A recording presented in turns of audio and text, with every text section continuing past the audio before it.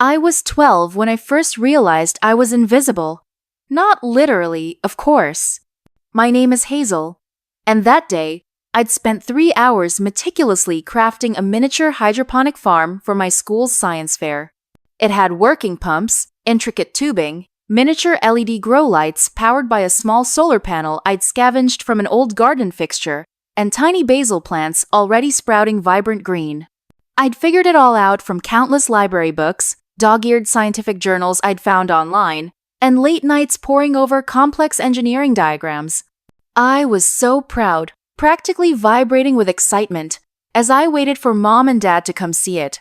The basil, already fragrant, promised a tiny, self-sustaining ecosystem right there on our kitchen counter. But they didn't come for me. They burst through the front door. Not for me, but for Leo. My 10-year-old brother Leo had apparently scored the winning point in his youth robotics competition. The celebration was immediate and deafening. Dad, Richard, hoisted him onto his shoulders, roaring with pride.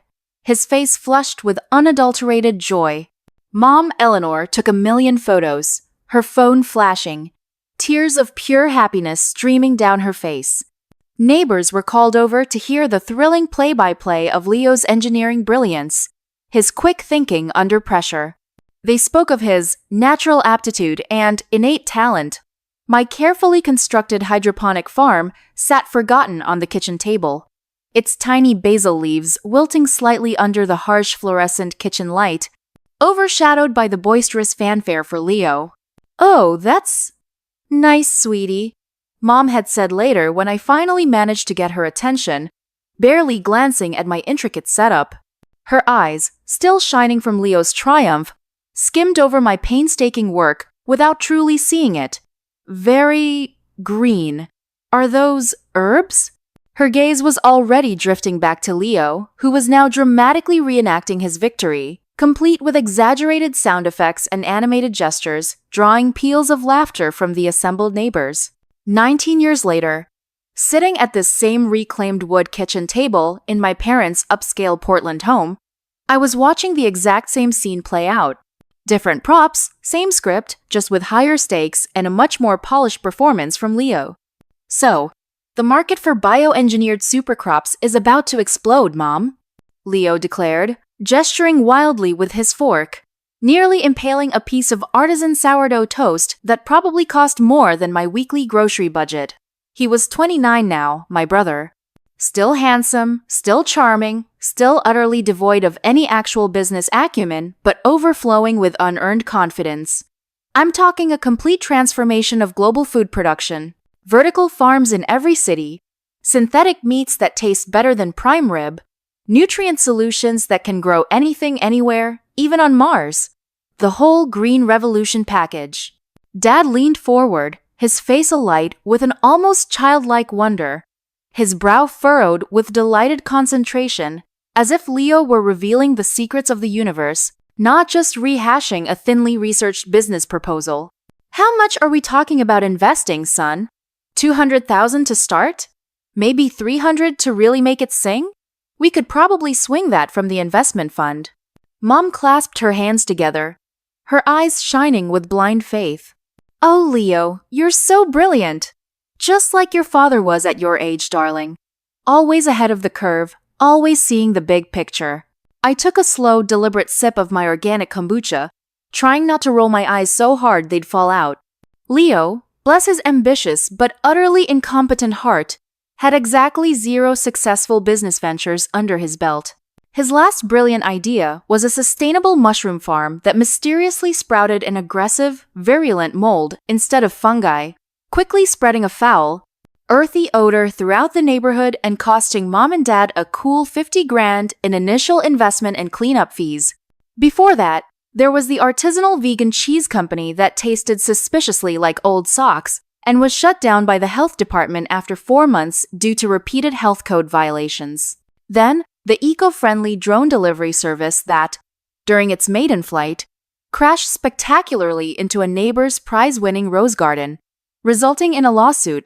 Each failure, a hefty sum extracted from my parents' retirement savings, each failure met with indulgent sighs and declarations of learning experiences, never truly acknowledged as catastrophic losses. What about regulatory hurdles? I asked, my voice calm, practical, cutting through the self-congratulatory haze. FDA approvals? Patent infringements from existing biotech companies? Have you actually researched the biosecurity protocols for this kind of large-scale genetic engineering? Are you considering cross-contamination risks? The table went quiet. 3 pairs of eyes, moms, dads, and Leo turned to me like I'd just suggested we sacrifice a goat on the gleaming granite countertop. The air thickened with unspoken disapproval. Hazel, Dad said, in that patient, slightly exasperated tone he reserved for when I was being difficult or overly analytical. Let your brother explain his vision. Don't you always say you're all about innovation? You're so quick to poke holes.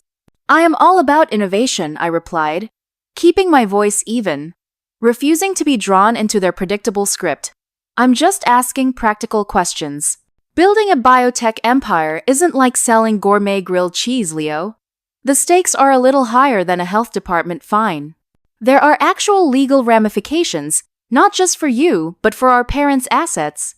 Leo, completely ignoring my pointed questions, puffed out his chest and continued, undeterred, as if I hadn't spoken. The beauty of this opportunity, Hazel, is that I've got insider information. A buddy of mine works for the city's Green Development Initiative. This entire field is about to be flooded with investment. We're getting in on the ground floor, pre-IPO. Insider information. I repeated, setting down my kombucha glass a little harder than necessary. The sharp clink echoed in the sudden silence, drawing their attention back to me. That sounds like cutting corners, Leo. And potentially illegal, depending on the nature of this information. It's called smart business, Hazel, Mom interrupted, her voice sharp, dismissive of my concerns. Leo's always been so good at networking. Of course he has. Leo could charm a scientist into funding his wildest dreams. You just don't understand how the real world works, darling. Meanwhile, I, Hazel, had been working as a senior data analyst at a major environmental consulting firm for 8 years. I'd steadily climbed from junior analyst to senior project lead, specializing in supply chain optimization for sustainable agriculture and resource management. My work involved dissecting incredibly complex data sets, identifying critical inefficiencies in global food systems, and proposing innovative, data-driven solutions for real-world environmental problems. I was good at it. Very good. My analyses had saved major corporations millions and significantly reduced their carbon footprints. My parents, however, still introduced me at social gatherings as our daughter who's really good with, numbers and graphs, very reliable with the details. Actually, I said, interjecting before the conversation could swing back to Leo's self-proclaimed genius, I've been thinking about some investment opportunities myself. There are some really interesting vertical farm startups in the Seattle area, particularly those exploring advanced nutrient delivery systems and automated crop management. I watch their faces for any sign of genuine interest, any glimmer of pride. Oh, sweetie, Mom said, reaching over and patting my hand, her touch faint comfort, as if I were still 12 and presenting a crayon drawing. Her eyes held that familiar, distant amusement. Biotech is so risky, and you have such a stable job. Why would you want to jeopardize that? And honestly, you're not really the entrepreneurial type, are you? You're so analytical, so methodical. You thrive in structured environments, darling. So reliable. The unspoken words hung in the air, a familiar refrain echoing from childhood. So predictable, so safe. So, not Leo. Because maybe I want more than stable, I said, my voice barely a whisper, but my conviction unwavering, like bedrock beneath shifting sand. Speaking of which, Dad interrupted, abruptly changing the subject, his face suddenly serious, almost solemn. We need to talk to you about something important here, Hazel. Something for the family. Here it comes. I could see it in their faces, that mixture of forced cheerfulness and carefully disguised guilt that meant they were about to ask me for something significant while pretending it was for my own good or for the greater good of the family legacy. "We've decided to take out a second mortgage on the house," Mom said, her voice a little too bright, a little too strained, avoiding eye contact, "to help fund Leo's project. It's a bridge loan, just until the Series A funding comes through." The words hit me like a physical slap. The house. Their home. The only tangible asset they truly owned. The place where all my childhood memories, good and bad, were stored. The foundation of their supposed financial security. "You're mortgaging the family home?" My voice was flat, devoid of emotion. A thin shield over a raging storm. "It's an investment in all our futures, Hazel," Dad said, his eyes still avoiding mine, fixed instead on a spot just above my head. His tone was firm, a desperate attempt at conviction. "When Leo's development takes off, we'll all benefit. Just imagine, a new legacy for the family, a multi-million-dollar biotech conglomerate that will put us on the map." "And what if it doesn't take off?" I asked, my voice rising slightly despite myself, the shield beginning to crack. "What if it fails? Like the mushroom farm, or the artisanal vegan cheese business, or the drone delivery service?" Leo's face flushed a furious, indignant red. "Those were learning experiences," he spluttered, his voice cracking with outrage. "Minor setbacks, proof of concept in a nascent market. Learning experiences that cost Mom and Dad hundreds of thousands of dollars each time," I retorted, my composure finally shattering like fragile glass. "Learning experiences that emptied their savings, postponed their retirement, and forced them to put off their dream trip to Italy. Learning experiences that are now jeopardizing the very roof over their heads, their entire financial stability." "Hazel!" Dad's voice carried a sharp warning, cutting me off. His eyes finally met mine, filled with a cold parental disapproval. "Your brother is trying to build something here. The least you can do is be supportive. You're being incredibly negative." Supportive, right?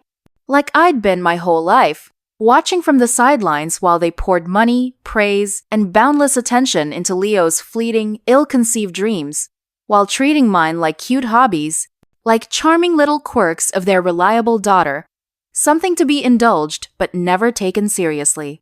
"Of course I'm supportive," I lied, the bitter taste of resentment rising in my mouth. "I just think we should be realistic about the risks, especially when the house is on the line." "That's why we need you to stay grounded, honey," Mom said, her tone saccharine sweet, her arm slipping around my shoulder in a falsely comforting, possessive gesture. Her smile was tight, brittle. "Someone in this family needs to keep their feet on the ground. You're our safety net, darling. Our reliable one. Our insurance policy against everything else." She patted my arm, a subtle pat that conveyed both affection and a clear expectation of my role. Their safety net, their backup plan, never their first choice, never their pride and joy, just their insurance policy against Leo's inevitable, spectacular failures. The thought settled deep in my core, a cold, hard ember. I smiled and nodded and helped clear the dishes, playing my role perfectly. The good daughter, the responsible one, the one who would pick up the pieces when everything fell apart, without complaint, without recognition. But later that night, alone in my small, rented apartment in the bustling inner-city district of Portland, an apartment deliberately chosen for its anonymity and distance from my parents' suburban bubble, I opened my laptop and started researching not property, listings, but biotech startups. Specifically, disruptive innovations in sustainable agriculture. I bypassed the popular news sites and dove deep into academic journals, patent databases, and highly specialized industry reports. I'd been saving money for years, living modestly while my parents funded Leo's fantasies. Every bonus, every pay raise, every penny I could squirrel away. I lived within my means, invested wisely in stable, diversified portfolios, and quietly built my own nest egg, far from their prying questions or Leo's grasping hands. I had enough for a significant investment, maybe two, if I was careful. They wanted me to be their safety net? Fine. But this time, I was building my own foundation first.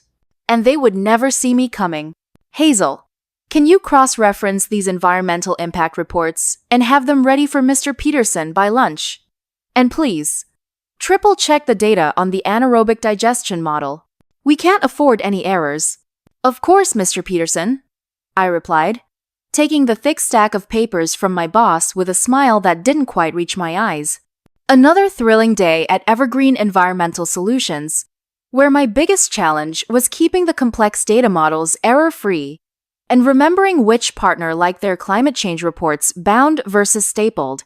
Let them think I was just the reliable senior analyst who kept their operations running smoothly.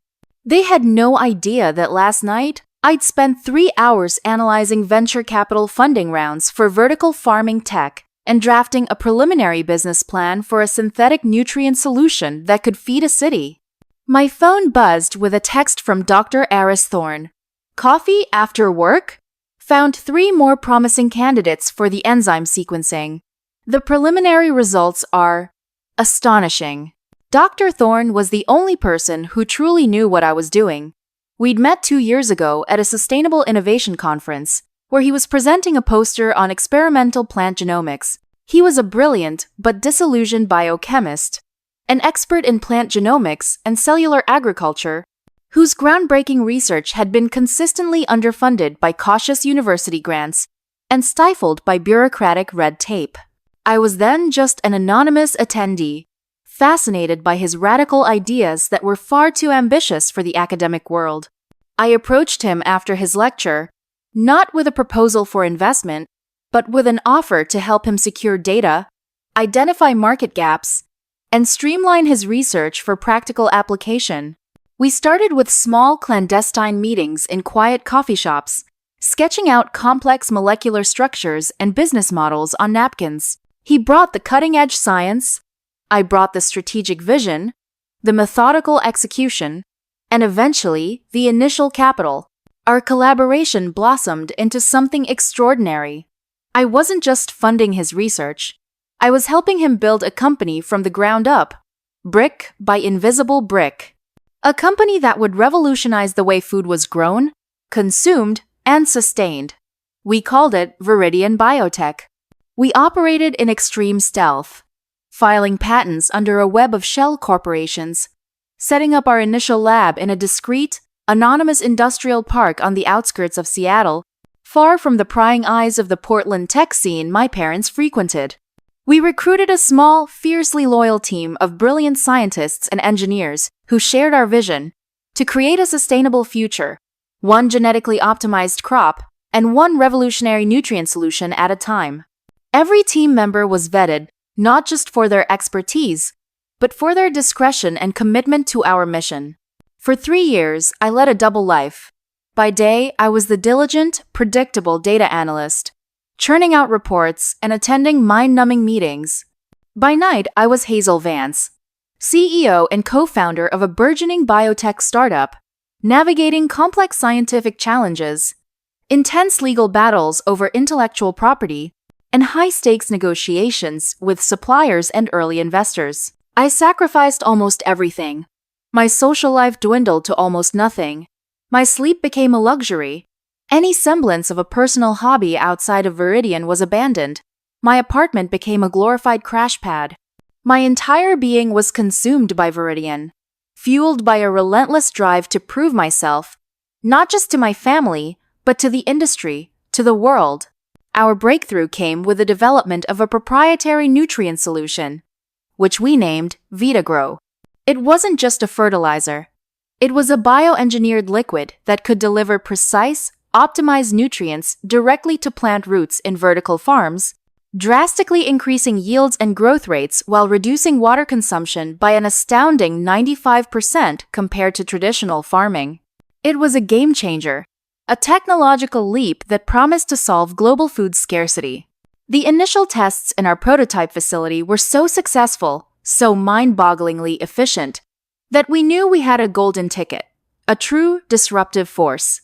The first major investment came from a shadowy venture capital firm, Nexus Innovations, known for backing audacious, disruptive technologies that operated off the radar. They were drawn in by our unparalleled data, the sheer audacity of our vision, and the watertight secrecy of our operation.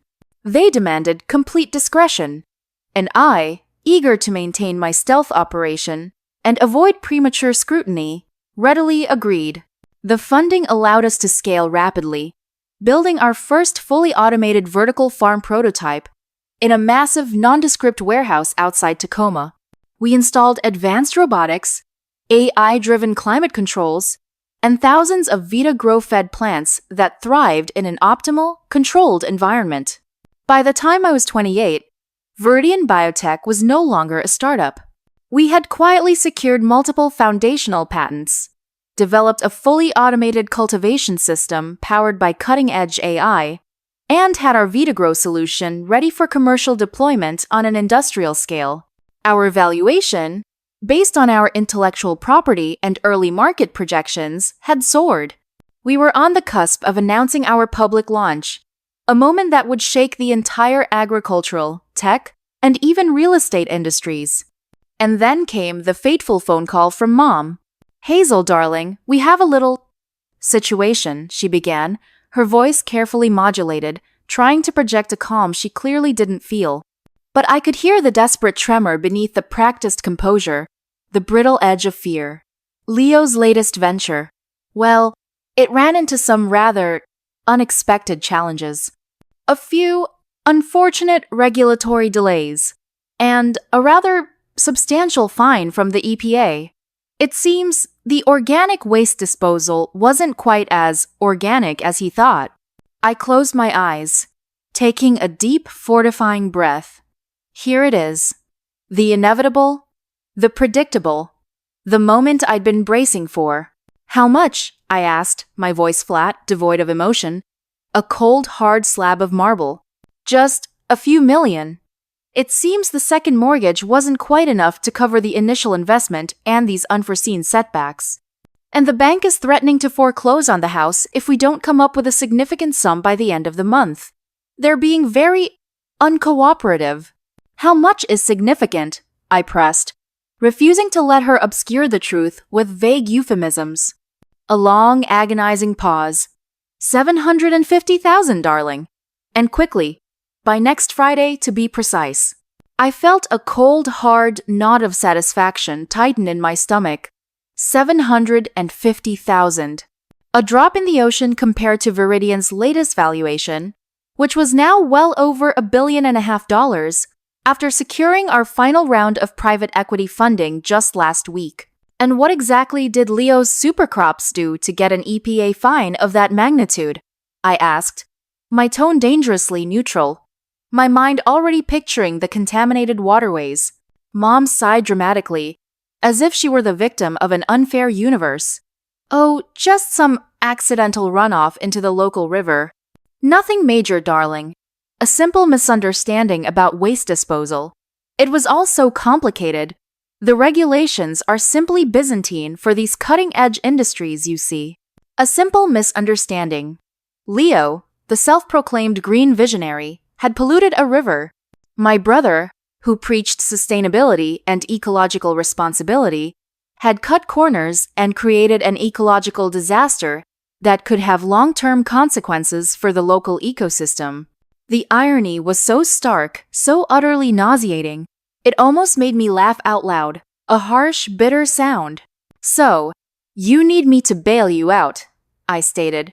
Not a question, but a cold, hard declaration of fact. "Well, darling, you're our reliable one," Mom said, her voice regaining its saccharine sweetness, as if nothing catastrophic had happened. "Our safety net. We always knew we could count on you. You have that stable job, all that money you've saved." "Right." I cut her off, my voice laced with a subtle sarcasm that I knew would go right over her head. "The money from my stable job as a data analyst. The one you said was too risky and not entrepreneurial when I wanted to invest it years ago. The one you told me to stick to because I wasn't the type for big risks. Don't be difficult, Hazel." Dad's voice boomed from the background, a familiar attempt to regain control of a rapidly deteriorating situation. This is a family crisis. We need you to step up. It's the least you can do. And Leo? I asked, my eyes narrowing. Is he stepping up too? Or is he still exploring his options? He's exploring his options. Mom hedged, her voice suddenly tight. He's devastated, of course. His dream shattered. He's going through a lot right now. His dream, my nightmare. My parents' hard-earned savings flushed down the drain again and again. And now, their home. My childhood home. All for Leo's latest pipe dream. His endless cycle of catastrophic failures. I'll be there in an hour, I said, my voice resonating with an unshakable resolve. I hung up before they could reply, before they could offer another excuse or another veiled insult. My decision was made. This wasn't just about the house anymore. This was about finally drawing a line, etching it deep into the sand. This was about revealing the truth, not just for them, but for myself. For the 12-year-old girl with the wilting basil. I immediately called Dr. Eris Thorne, my brilliant co-founder. Eris, move up the public announcement. I want Viridian's launch to hit every major news outlet by tomorrow morning, precisely at 6 a.m. Pacific. And I'm scheduling a press conference for 10 a.m. local time at our main R&D facility. Get the legal team ready for the barrage. Hazel, are you sure? Eris asked, his voice cautious, a rare tremor in his usually steady demeanor. We were planning for next month, a more controlled rollout, a staggered media strategy. I'm sure, I said, my voice cold and hard, leaving no room for argument. It's time to show them what a safety net truly looks like. A safety net made of steel, not string. The next morning, the digital world exploded with the news. Viridian Biotech, the $1.5 billion sustainable agriculture innovator, emerges from stealth mode. Mysterious female founder revealed as Coxicum Mentawidexan-year-old Hazel Vance, industry data analyst. Vanguard of vertical farming unveils revolutionary Vitagrow solution set to end global hunger. My face, previously hidden behind an anonymous corporate logo and carefully crafted unglamorous stock photos, was suddenly everywhere. Forbes, Bloomberg, TechCrunch, The Wall Street Journal. My meticulously curated anonymity was shattered, replaced by headlines that screamed my success, my age, my incredible net worth, $1.5 billion. And that was just the initial valuation from Nexus. The market was already reacting, the stock soaring, analysts predicting a meteoric rise. My face, once just good with numbers, was now the face of a burgeoning empire. At 9 a.m., exactly 1 hour before the press conference, I arrived at my parents' home in a sleek, unmarked electric sedan. The house, usually a bastion of quiet, upper-middle-class comfort, was in utter chaos. Cardboard boxes, hastily packed and poorly taped, were haphazardly stacked in the living room. Legal documents, emblazoned with bank logos and ominous red stamps, littered the coffee table. A stark white eviction notice was taped to the front door, a chilling beacon of their desperation. Leo was pacing furiously in the dining room, red-faced, screaming into his phone, likely blaming someone else for his predicament. Mom sat slumped on the sofa, clutching a crumpled tissue, her mascara-streaked face a picture of despair. Dad, looking utterly defeated, stared blankly at the wall, his shoulders slumped, his once firm jaw slack. They looked up when I walked in, their faces a mixture of desperation and fleeting, almost pathetic relief. "Hazel, darling, thank God you're here!" Mom sobbed, rising unsteadily to her feet, her arms outstretched to embrace me. "We need that money, darling, now. The bank just called again. They said they're sending the sheriff this afternoon." I gently disengaged from her hug, taking a step back, maintaining a professional distance. "I know," I said, my voice calm, almost unnervingly serene, a stark contrast to the maelstrom around me. "I'm here about the house, and about a few other things." Leo slammed down his phone, his eyes blazing with self-pity and entitlement. "What took you so long, Hazel? Do you have the money? I told them you were reliable." That you'd come through for the family. I'm always reliable, Leo, I said, my gaze sweeping over the chaotic room, over the scattered boxes, the looming eviction, and their palpable despair. But I'm not just here with money. I'm here with a truth. A truth that you were all too busy to see. I pulled out my phone, opening the news app. The screen glowed with my face, plastered across the homepage of every major financial publication. The headline, in bold, aggressive lettering, screamed, Hazel Vance, the billion-dollar biotic visionary, set to revolutionize global food supply. A photograph of our gleaming, state-of-the-art vertical farm prototype filled the background, its automated robotic arms meticulously tending rows of vibrant, genetically optimized crops. I held it out to them, allowing the stark reality of the headlines to sink in. They stared at the screen, their eyes widening in disbelief, then horror, then a dawning, terrible comprehension. Mom's jaw dropped, her tears momentarily forgotten. Dad's face turned an ashen white as if he'd seen a ghost. Leo, for the first time in his life, was utterly speechless, his mouth agape like a landed fish, his earlier bluster completely deflated. A chilling silence descended, broken only by the faint hum of the refrigerator. This is a trick, Mom stammered, her voice barely a whisper, a desperate attempt to deny the undeniable. This isn't you, Hazel. This is some imposter, some fabricated story. It is me, Mom, I said, my voice unwavering, a steel rod wrapped in velvet. Hazel Vance, CEO and co-founder of Viridian Biotech, the company that just went public this morning with a valuation of over $1.5 billion. I gestured to the headlines on the phone, then around the room at their desperate faces. That's billion with a B. And that reliable data analyst salary you thought I was living on? That was just my cover. My real work was building this, in stealth, for 3 years, while you were busy funding Leo's learning experiences and calling me your safety net, while you were mortgaging your home for his latest, most disastrous vision. Leo finally found his voice, a strangled, furious sound laced with wounded pride. You've been doing this all this time? While we were struggling? While I was trying to build my dream, my legacy for the family? Your dream just polluted a river, Leo, I said, my voice sharp, unforgiving. My dream is feeding millions sustainably, ethically, and responsibly. There's a profound difference. Dad, finally emerging from his stupor, stepped forward, his eyes filled with a mixture of confusion, a profound sense of shock, and a dawning terrible shame. He seemed to shrink, physically, before my eyes. Hazel, why? Why didn't you tell us? All this time, you had this empire. Why? I repeated, a bitter laugh escaping my lips, devoid of humor. Because when I was 12, I built a miniature hydroponic farm, and you barely looked at it. You were too busy celebrating Leo's robotics trophy. Because when I suggested investing in sustainable tech years ago, Mom told me it was too risky and to stick to my stable job, because I wasn't the entrepreneurial type.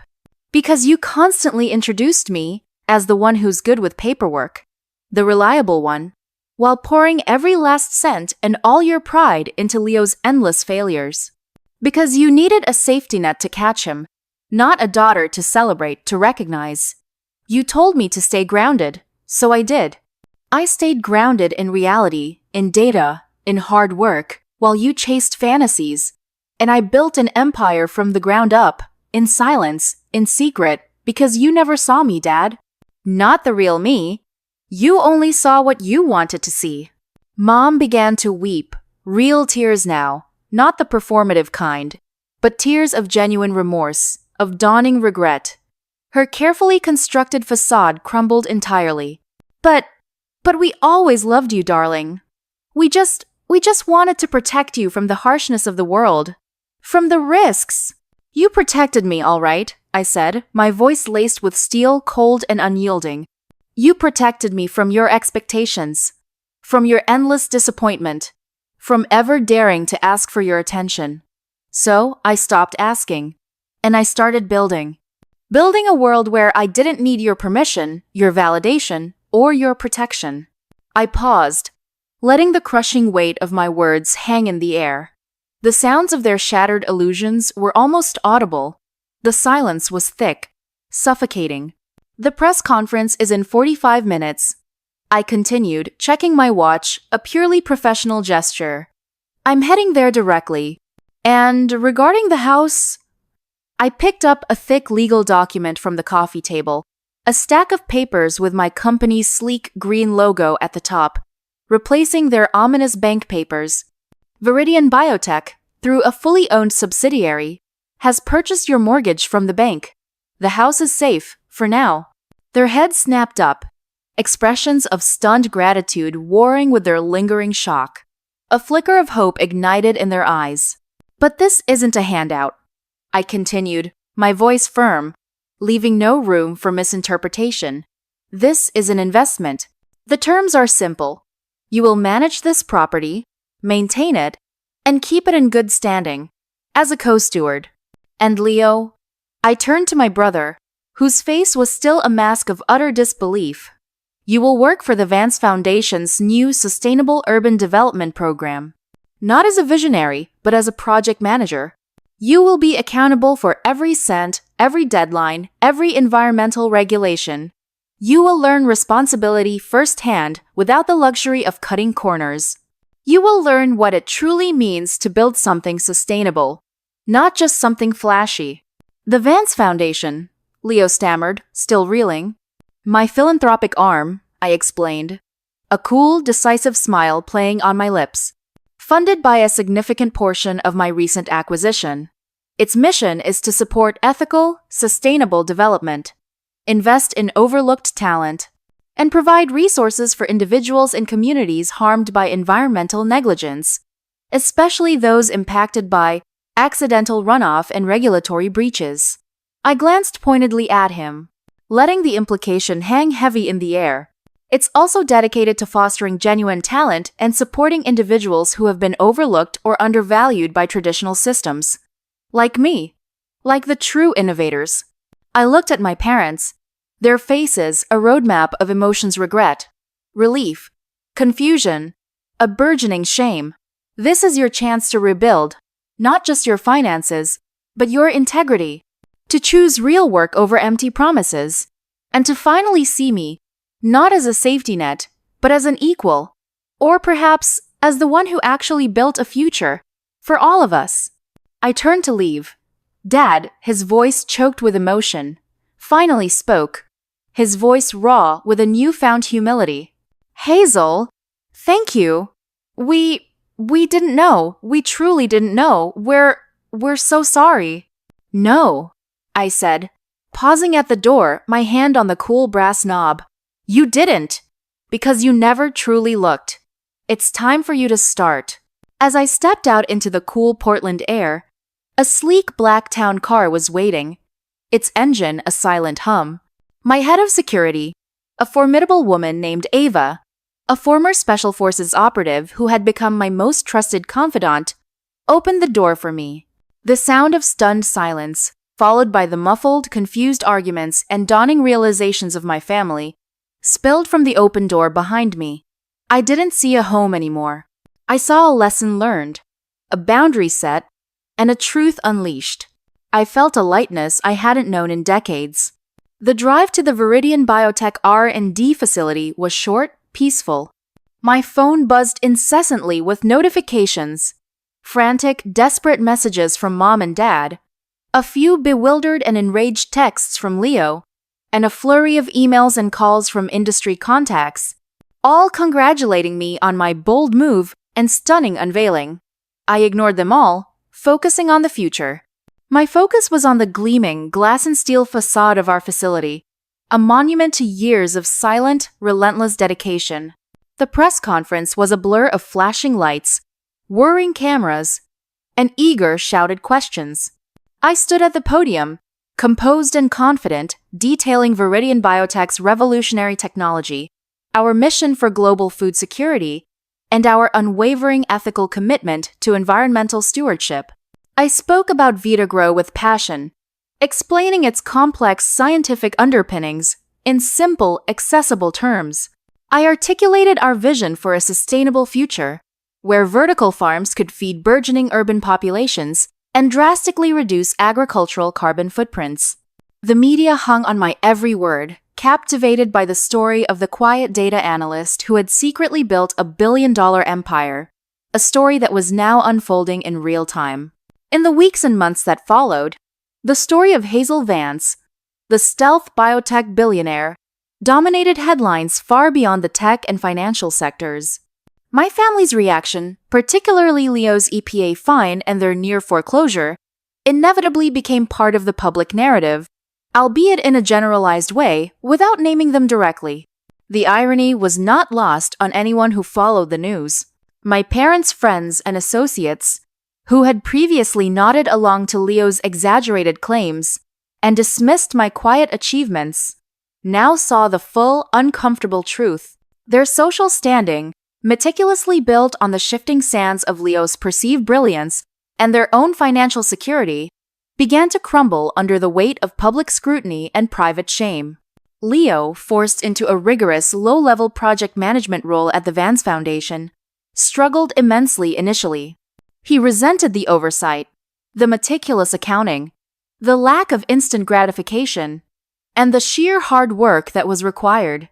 He tried to charm his way out of responsibilities, to delegate tasks he should have performed himself, to cut corners. But under the firm, unwavering guidance of the Foundation's director, whom I had personally handpicked for his integrity, his no-nonsense approach, and his unwavering commitment to ethical practices, he slowly, painfully, began to learn. There were no shortcuts, no insider tips, no easy escapes, just hard, honest, grinding work. It was a long road, filled with frustrating setbacks and humbling realizations. But for the first time in his life, he was building something tangible, something that actually benefited others, not just himself. He began to understand the true cost of irresponsibility. My relationship with my parents remained strained, but it evolved. They started attending Vance Foundation events, initially out of a sense of obligation, then, gradually, with a glimmer of genuine pride in what I had built. They saw the tangible impact of Viridian Biotech, the lives it touched, the environmental problems it solved. They witnessed the respect I commanded from colleagues, the genuine admiration I received from industry leaders, and even former skeptics. They began to see me, not just as their reliable daughter or their safety net, but as a formidable force, an innovator, a leader. They were still learning, still grappling with their past choices and the implications of my revelation, but the conversation slowly shifted from desperate pleas for money to tentative, sincere questions about my work, about the future of sustainable tech, about my vision. It was a slow, arduous climb, a healing process that would take years, but for the first time in decades, a fragile bridge was being built, brick by agonizing brick, between us. But the true, profound shift happened not with them, but within me. The years of quiet resentment, the gnawing feeling of invisibility, the burning need for validation finally faded. I no longer sought their approval or their validation because I had found my own. My chosen family, Eris, Ava, and the brilliant, dedicated team at Viridian Biotech, became my true support system. They were the ones who had believed in my vision, who had seen my true worth, long before the world, or my biological family, did. They celebrated my successes without reservation and supported me through every challenge. I continued to build Viridian Biotech, expanding its reach globally, partnering with governments and NGOs to bring sustainable agriculture to communities in desperate need of food security. My initial motivation, a blend of ambition and a quiet, burning desire for vindication, had transformed into something far greater, a profound purpose. The Vance Foundation became a beacon for overlooked talent, investing in innovators who lacked traditional backing, championing ethical business practices, and funding environmental restoration projects across the globe. We didn't just solve problems, we fostered a new generation of conscious leaders. My life wasn't just about managing a multi-billion-dollar empire anymore. It was about creating a legacy of integrity, of empowering others, of building a future where authenticity was celebrated, not ridiculed. The scars of betrayal remained, faint but present, like the complex, beautiful lines of code that underpinned Viridian reminders of the fierce battle fought and decisively won.